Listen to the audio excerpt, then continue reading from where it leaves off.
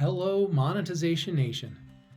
Can you imagine creating a company so successful that 95% of the Fortune 500 companies purchased your product or service? In today's episode, I interviewed Robert Tietjen, who helped start a company called PolicyTech, which was the leading global provider of online policy and procedure management software. The company was later acquired by NAVEX Global, where Rob then served as the Vice President of Product Planning and Management.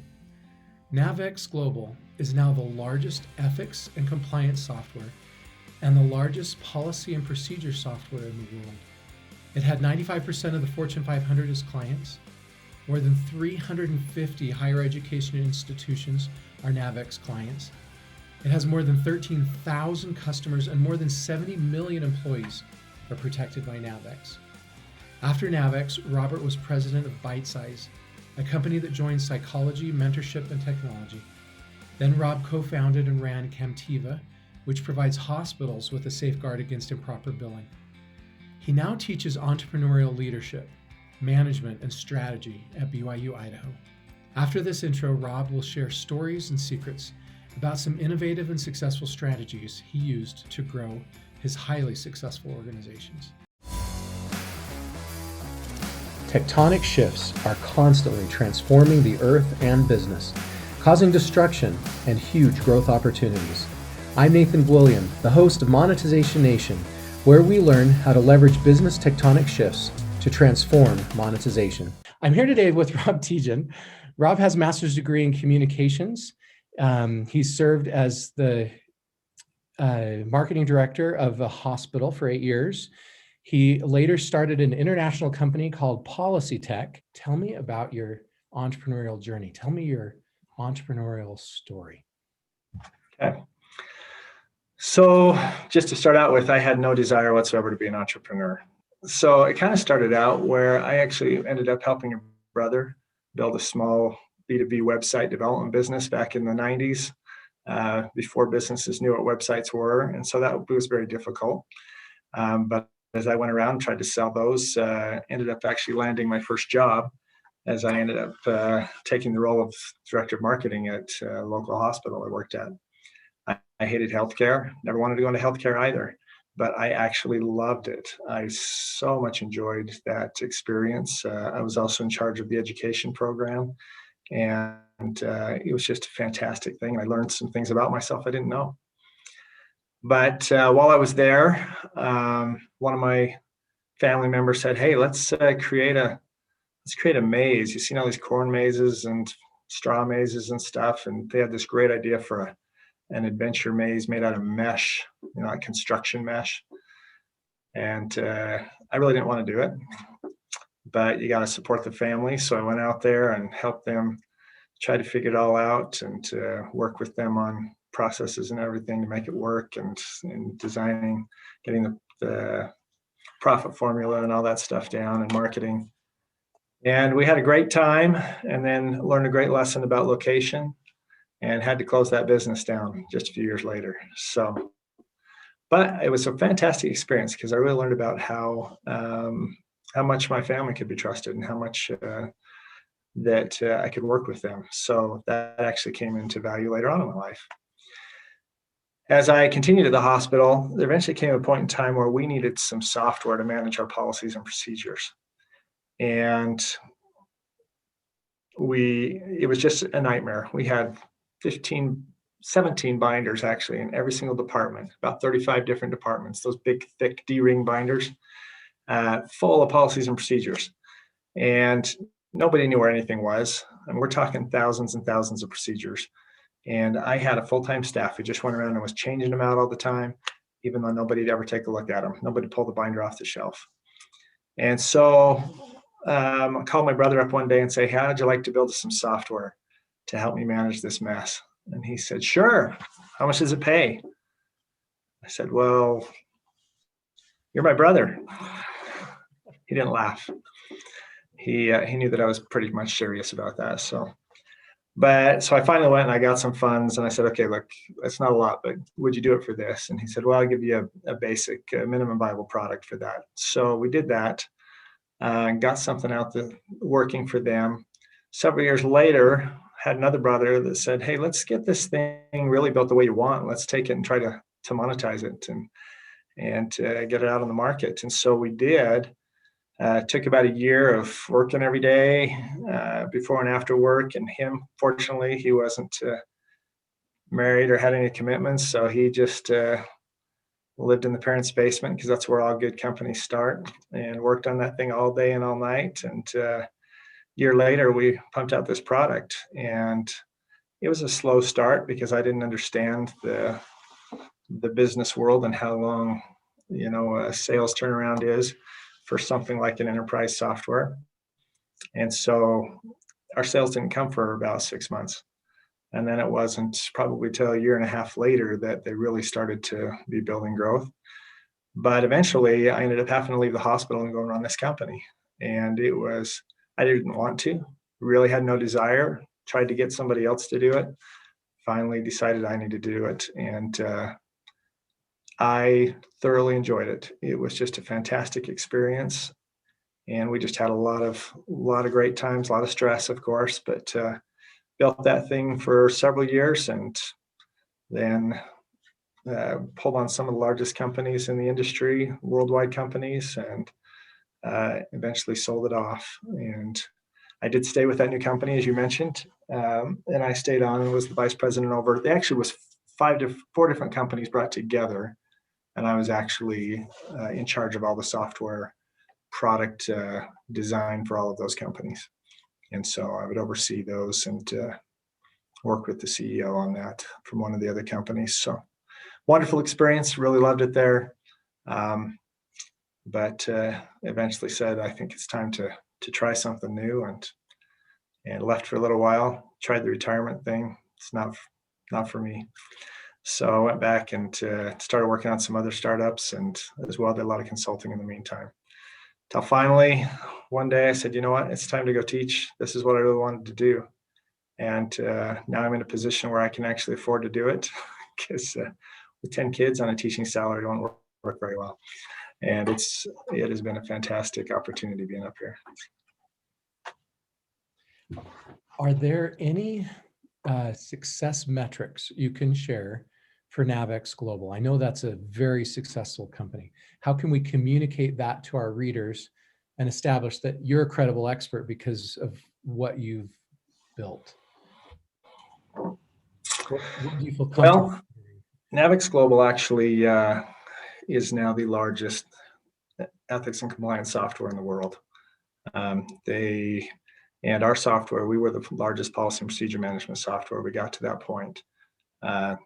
One of my visions was that our goal was to actually become the #1 policy and procedure management software worldwide, which meant a lot of pain because we had to deal with language issues and building that into the software, et cetera.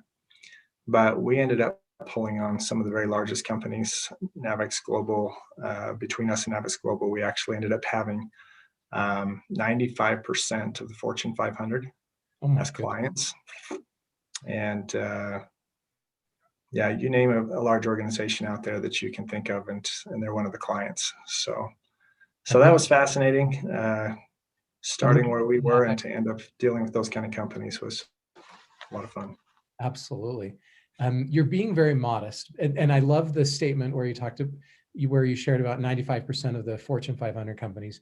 In addition to that, I'm looking at the NAVEX Global website, and more than 350 higher education institutions are NAVEX clients. NAVEX has more than 13,000 customers worldwide, and more than 70 million employees are protected by NAVEX. That's a pretty amazing thing that you created in your parents, you helped create in your parents' basement. Yeah. Yeah, it doesn't even seem real at times, but it was fantastic. And I think the greatest thing is that as we dealt with those companies, getting to know those people and finding, you know what, they're dealing with the same stresses that all of us are.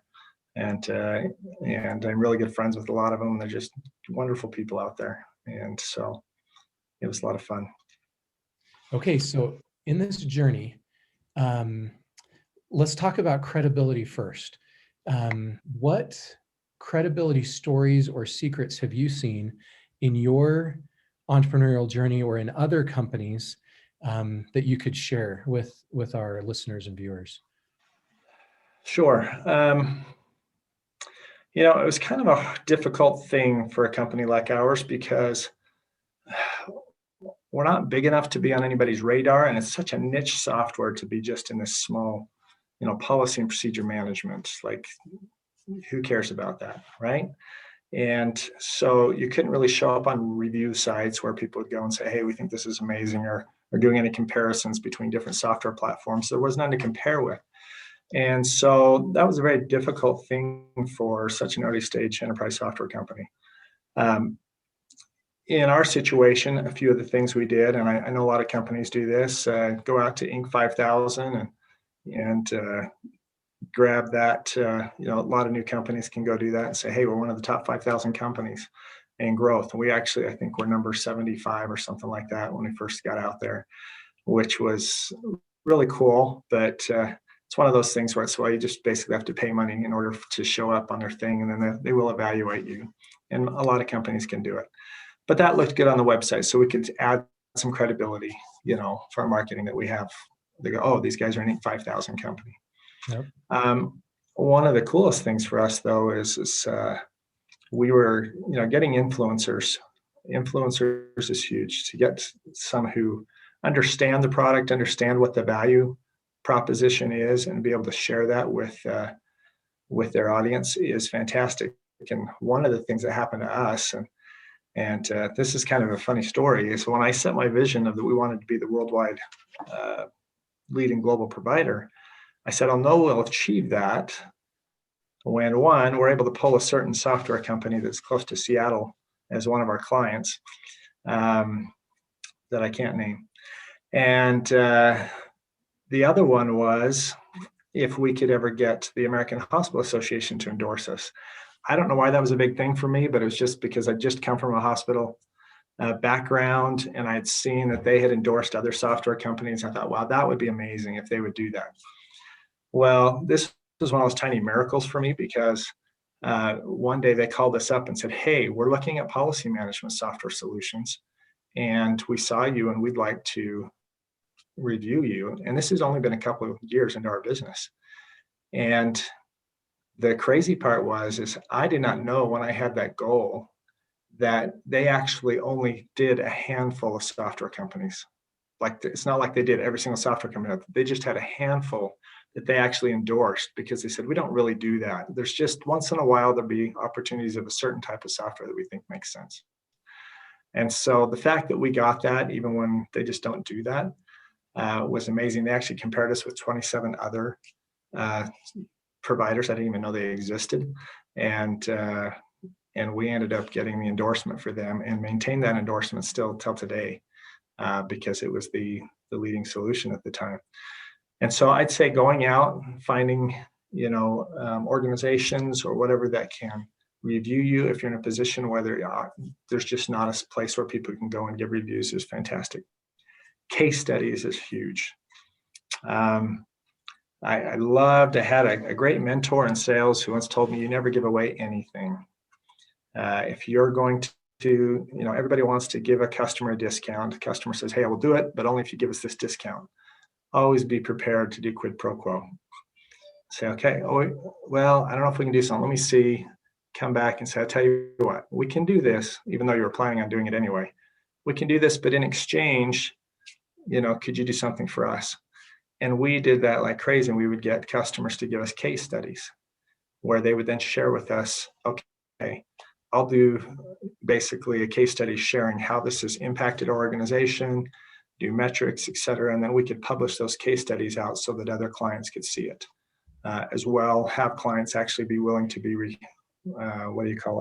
references that they could call and go visit and go see and discuss, how this has worked for them. And so those types of things for an organization like us was just, it was huge. And especially when we were able to get them with the types of clients we were able to.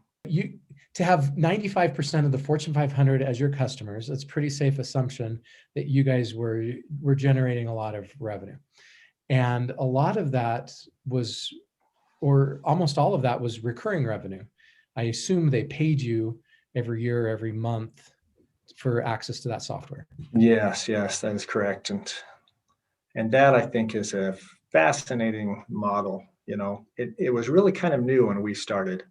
In fact, I know there were some companies that were just really struggling to get their clients to allow them to host their software on their own systems rather than going installing it at particular, at the actual locations, and to allow for subscription type model.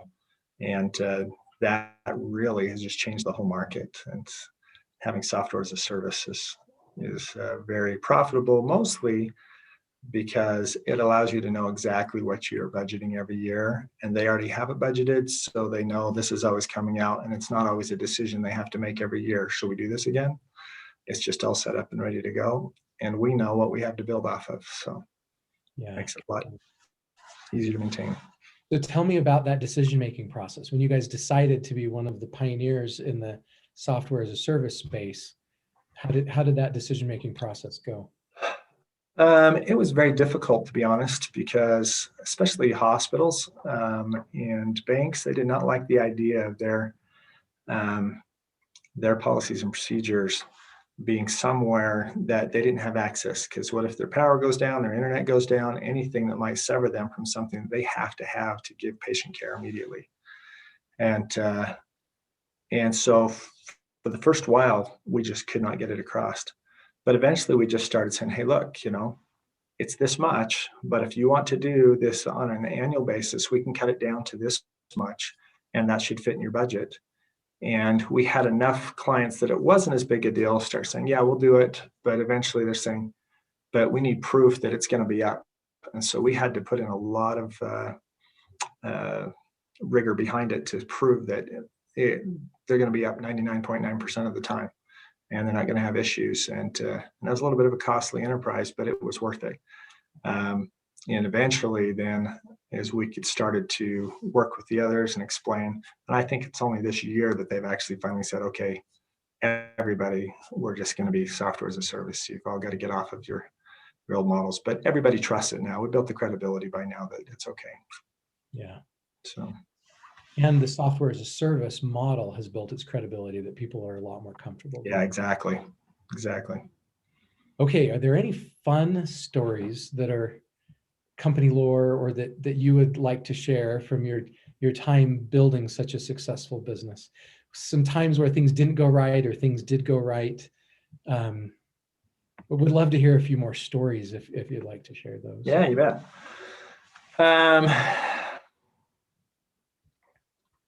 Well, I will tell you, just as I said, it was still a major surprise to me to be dealing with companies the size we were. And when that one certain software company that I can't name approached us, I was pretty hesitant. I was like, why do you want this? What are you going to do? You're just going to steal this and go make your own type of thing. And as I grilled the compliance officer there, he said, no, I promise you. He says, that's not it at all. I said, well, why don't you just get it built, by your team? And he said, are you kidding? Do you think I can get those guys to spend two? I'm not even on the latest version of our operating system. Okay. And, he says they won't talk to me, and so which was typically the case with policy and procedure management. Nobody really wants to know or care, and so it was. I understood where he was coming from, but so that was kind of funny. Were there any questions, Rob, that I sent you via email that you wanted to answer that I didn't ask you yet? Or are there any other questions that you'd like me to ask you?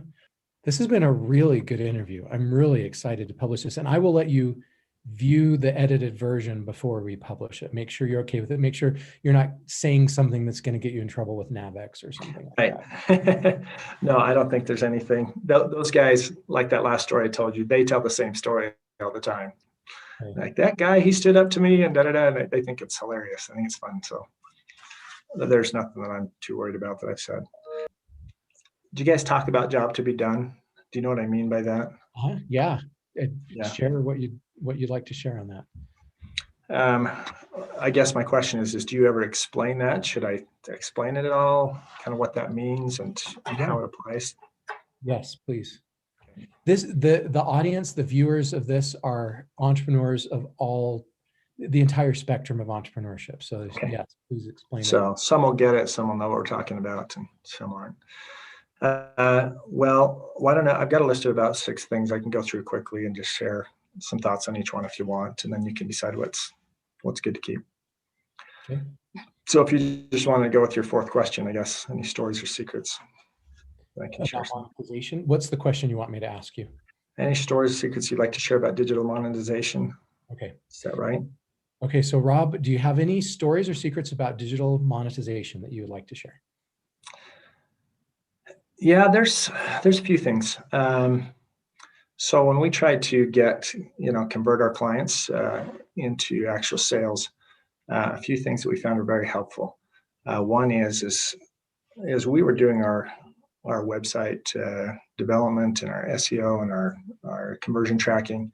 One of the biggest things we found is I could build out a website to death explaining every single benefit and value and all this stuff, but the truth is most people didn't go past the first page. And so just putting free trial right there, putting demo now right there, or buy now, you'd be surprised how much that increases, at least for us, increase our traffic to just have it right up front. And they would never spend the time in the rest until after they've decided this is what I'm looking for. If they didn't see this is what I'm looking for right now and right away and find out a way that they could get to that, then they probably didn't want to read the rest. But once they decided, then they would go and spend the time with the rest. So it's very critical, that front page, that you can tell them immediately. And we found for us, because ours is kind of complex, that a video was the best way to do that. Sometimes you can do it just with an image and they can know, okay, this is what I'm looking for. But for us, they had to have a little video. Tried writing it out, just doesn't work. People will sit and watch a video, but they don't want to sit there and read stuff very much. So if you can get a video, for us anyway, we found that much higher click-through rate. We did a lot of nurturing leads. Since ours was such a long sales cycle, we spent a lot of time nurturing leads. And what we found was if we could give something of value free to them, that would keep them interested. That like, I don't have to pay for this, but this is related to what my job to be done, like the issues that I'm dealing with. So we created an ebook series on how to manage policies and procedures, and we would just send a little thing, once a week, and then at the bottom always say, hey, if you're looking for a way to solve even more problems with policy procedure management, come look here. Something to just keep them engaged and just keep moving along until they were finally ready and could get budgets approved and at least come take a look. So. In today's world, that's called drip marketing, or some people call those follow-up funnels. Right.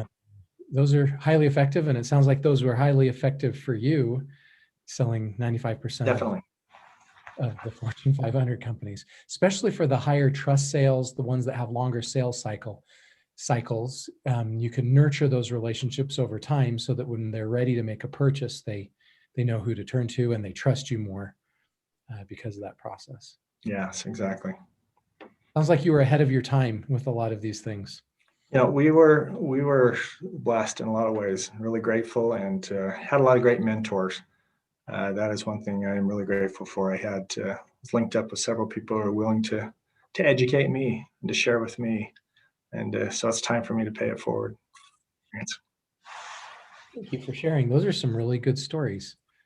Yeah, and now you're teaching. Now you've made enough money, you don't have to work anymore. I don't have to work anymore. And you're choosing to teach, which is your passion. And that's a great example of how money, like a lot of people think that having money is associated with being greedy. But a principle that I'm teaching in my book is how money is the rocket fuel that helps propel us to do the things God wants us to do in our lives, right? Take care of the things that really matter, our family and our health and our faith and teaching, right? Making the social contribution that you're feeling driven to make. You're now able to do that because you successfully monetized your business. Exactly. There really is. That is one of the greatest things that I've learned is I think it's a lie. We have this perpetual lie there. It was like, hey, the goal is to retire. The goal is to try to hurry and get everything so you can get to a point where you can just retire and do whatever you want to do. Almost everybody that I've met that has gotten to that state has come to the stark realization that there's nothing on the other side. The ability to add value to other people's lives and to help raise them up is so much more enjoyable than puttering around the house and going golfing and doing those things. And I found that out really quickly. And I was like, you know what? I had such a much more wonderful experience. It's hard, stressful, but that's where we find joy, is through the stress, through the work and through the benefiting others. And having a student, I had a student come in yesterday, just says, I don't understand. Why are you guys doing this? Why you could be out there making a ton of money and you're here with us. And I said, I don't know how to explain it, but this is where I truly find my self-actualization. So I really have enjoyed talking to you and get to know your story. You sound like you've had quite the ride. That's really cool. Nothing compared to your ride, though. You've been phenomenal. I don't know, different, but I think yours is pretty fantastic. Thank you so much, Rob, for sharing your stories and secrets with us today. Here are a few of the key takeaways that stood out to me from today's episode. Number 1, use credible organizations to review our products and services to build credibility. Number 2, make it easy for clients to find information and make purchases on our websites. Number 3, establish good lead nurturing strategies. Number 4, work hard to show our clients our companies are trustworthy. Number 5, try out opportunities that you aren't sure you'll love. You may enjoy them or at least learn something from them. Number 6, find good mentors along the way. They'll help guide you and give you great advice. Number 7, don't be afraid to dream big. Number 8, if you don't want to retire yet, you don't have to. Use your time to share what you've learned with others. Did you like today's episode? Then please follow these channels to receive more great and free digital monetization content. Number 1, visit monetizationnation.com to get a free monetization assessment of your business, to subscribe to the free Monetization e-magazine or follow the blog. Number 2, subscribe to the Monetization Nation podcast or YouTube channel. Number 3, you can connect with me, Nathan William, on LinkedIn. Number 4, you can follow Monetization Nation on Instagram or Twitter. Thanks for watching or listening today. I hope you have a fabulous day. Do you want to become a better digital monetizer? To receive great monetization stories and secrets, please go to monetizationnation.com and join free. And if you liked today's episode, please subscribe to the show and share it.